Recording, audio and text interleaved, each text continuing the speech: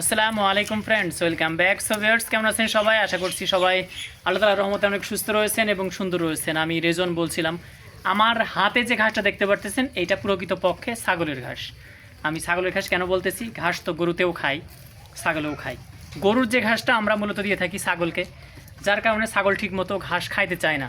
হ্যাঁ, সো ওই যে পিছনে দেখতে পারতেছেন, ওই ঘাসগুলো মূলত গরুর জন্য, যার আপনার কাণ্ড প্রচুর পরিমাণে মোটা হয়, শক্ত হয়, যার কারণে ছাগল কিন্তু ওই ঘাসটা খাইতে পারে না। আর আমার হাতে যে ঘাসটা দেখতে পারতেছেন, এই ঘাসটা আপনার কাণ্ড থেকে শুরু করে নিয়ে সমস্ত ঘাস ছাগল কিন্তু খুব মজা করে খায়। হ্যাঁ, আগা থেকে গোড়া পর্যন্ত প্রত্যেকটা ঘাস কিন্তু ছাগল শেষ করে ফেলে।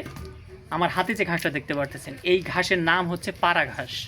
খুবই জরুরি একটা ঘাস ছাগলের জন্য। কেন জরুরি বলতেছি? কারণ এই ঘাসটা ছাগল নষ্ট করবে না। আরেকটি বিষয়, ছাগল লালন পালনে যদি আপনি ছাগলের যে খরচটা, খাবারের যে খরচটা, এটা যদি কমাইতে পারেন, তাহলে ছাগল লালন পালন করে আপনি লাভবান হবেন ভিউয়ার্স। সো এই ঘাসটা আপনারা রোপণ করতে পারেন। সব জমিতেই, সব ধরনের জমিতেই কিন্তু এই ঘাসটা হয়ে থাকে। আপনি আপনার পছন্দ মতো জমিতে এটা চাষ করতে পারবেন এবং প্রচুর পরিমাণে সে বাড়ে। আপনি রোপণ করার 50 থেকে 60 দিনের মধ্যেই ছাগলকে কেটে খাওয়াতে পারবেন।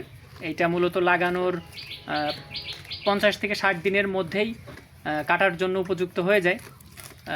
গোড়া থেকে নিয়ে 3 থেকে 4 ইঞ্চি বা 5 ইঞ্চি উপর থেকে এই ঘাসটা কাটতে হয় মূলত। এটার নাম হচ্ছে আপনার পাড়া ঘাস। সো খুব সুন্দর একটা ঘাস দেখতে পাচ্ছেন। ছাগলকে আমি কেটে দিয়েছি। হ্যাঁ, আর আমি হাতে যে কয়েকটা ধরছিলাম, এটা খেয়ে নিয়েছে, আমাদের ওই যে খাসি বাচ্চাটা খেয়ে নিয়েছে। সো এই ঘাসটা আপনারা রোপণ করবেন। এটা একটা স্থায়ী ঘাস। কেন স্থায়ী ঘাস বলতেছি? এই ঘাসটা যদি আপনারা রোপণ করেন, ইনশাআল্লাহ 4-5 বছর, 5-10 বছর পর, 15-20 বছর পরেও এই ঘাসটা আপনাকে ফলন দিবে। অর্থাৎ আপনি যদি এখন লাগান, এই যে আমি এটা কীভাবে লাগাইতে হয় সেটাও আমি আপনাদেরকে বলে দিই। এই দেখতে পারতেছেন, 3টা আপনার গিরা নেবেন, এই যে 3টা গিরা। হ্যাঁ, এই 3টা গিরা নিয়ে আপনার রোপণ করবেন। সো দেখবেন যে 50 থেকে 60 দিনের মধ্যে কাটা উপযুক্ত হয়ে গেছে, তখন কেটে খাওয়াবেন।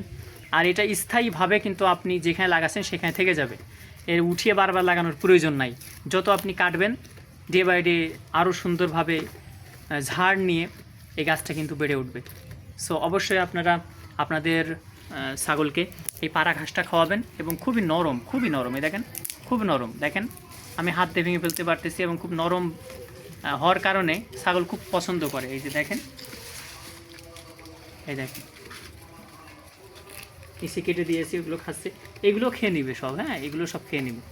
সো আপনারা অবশ্যই পাড়া ঘাসটা আপনাদের ছাগলের জন্য দিবেন। আর এটা মূলত ছাগলের জন্য খুবই আপনার জরুরি বা প্রয়োজনীয় একটা ঘাস। আপনারা আপনাদের ছাগলকে এই পাড়া ঘাসটা দেওয়ার চেষ্টা করেন ইনশাআল্লাহ। সো ভিউয়ার্স, আজকে এ পর্যন্ত। ওই যে পিছনে যে ঘাসটা দেখতে পাচ্ছেন, ওই ঘাসগুলো মূলত আমরা আমাদের গরুর জন্য দিয়ে থাকি। ওর কাণ্ড অনেক মোটা হয়, যার কারণে ছাগল কিন্তু ওগুলো চিবাইয়ে খাইতে পারে না। আর এই যে আমার হাতে যে পাড়া ঘাস, এই পাড়া ঘাস নরম হওয়ার কারণে ছাগল খুব মজা করে খায়। দেখেন, আমি কেটে দিয়েছি। আর এই ঘাসটা আমার আব্বু লাগিয়েছিল যুব উন্নয়ন যে প্রশিক্ষণ, ওই প্রশিক্ষণ দেওয়ার পরে আব্বু কিছু ঘাস লাগিয়েছিল। এই যে এই ঘাস, আজ থেকে 15 থেকে 20 বছর আগের কথা বলতেছি। সো ওই সময় আমার আব্বু কিছু গরু লালন পালন করতো আর কি। সো ওই সময়টাতে লাগিয়েছিল। আমাদের আরেকটা জমি আছে, আরেকটা বাড়ি আছে, ওই বাড়িতে লাগিয়েছিল। সেই বাড়ির এখনও প্রায় 15 বছর পরেও এই ঘাসটা রয়েছে ওইখানে, এবং ওইখান থেকে কিন্তু আমি কেটে নিয়ে আসছি আজকে। এই যে দেখতে পাচ্ছি, ছাগল কিন্তু খুব মজা করে খাচ্ছে এবং মুখ উঠাচ্ছে না। সো অবশ্যই আপনারা আপনাদের ছাগলের জন্য এই ঘাসটা লাগাবেন।